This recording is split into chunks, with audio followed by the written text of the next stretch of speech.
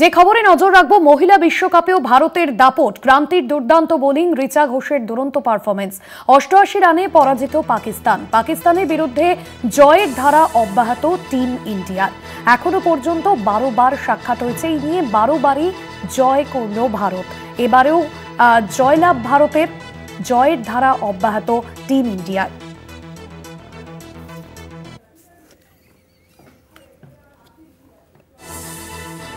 আমাদের assistant sports editor Joyjyoti Ghosh রয়েছেন সরাসরি নিউজরুম থেকে। জয়জ্যোতি, এই বিষয়ে আজকের যে ম্যাচ এবং এই নিয়ে 12 বার সাক্ষাৎ হয়েছিল ভারত পাকিস্তান মহিলাদের বিশ্বকাপে, 12টি ম্যাচেই জয়লাভ করলো ভারত। আজকের ম্যাচকে কিভাবে বিশ্লেষণ করবে? আজকের ম্যাচ কোন জায়গা থেকে মোড় খুললো?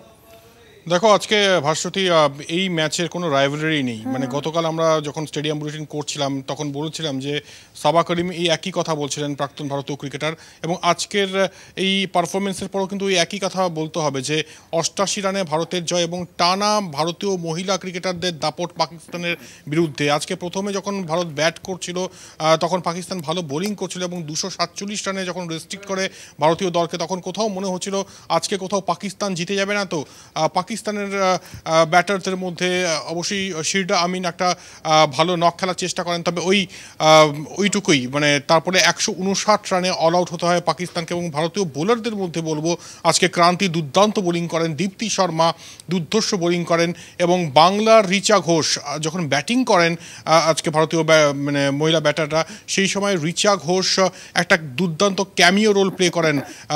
ভারতীয় মহিলা ব্যাটারদের মধ্যে হার্লিন দেওয়াল 46 রান করেন না, এবং অন্যান্য ব্যাটাররা শুরুটা করেন কিন্তু সেটাকে ক্যাপিটালাইজ করতে পারেনি। তবে সব মিলিয়ে 247 যখন থেমে যায় কোথাও মনে হচ্ছিল ভারত এই ম্যাচটা হেরে যাবে না তো পাকিস্তানের কাছে। কারণ এই মুহূর্তে তুমি জানো যে কীরকম রাজনৈতিক আবহ রয়েছে, এবং এশিয়া কাপ শেষ হয়েছে সদ্য, সেখানে ভারতীয় ক্রিকেটাররা হ্যান্ডশেক করেনি এবং সেটা নিয়েও বিরাট বিতর্ক, এবং তার মধ্যে একটা মনস্তাত্ত্বিক চাপ নিয়ে কিন্তু মহিলা ক্রিকেটারদের আজকে খেলতে হয়। এবং সব শেষ হাসি কিন্তু হাসেন হরমনপ্রীত কৌর, এবং ভারত বিশ্বকাপের ম্যাচে পাকিস্তানকে পরাজিত করে 88 রানে। এবং বলা যেতেই পারে যেটা এশিয়া কাপে সূর্যকুমার যাদবরা করেছেন ওই 14ই সেপ্টেম্বর, 21শে সেপ্টেম্বর, 28শে সেপ্টেম্বর এবং এই 5ই অক্টোবর কোথাও গিয়ে যেন এক বিন্দুতে মিলিত হলো এবং ভারত পাকিস্তানকে পরাজিত করলো।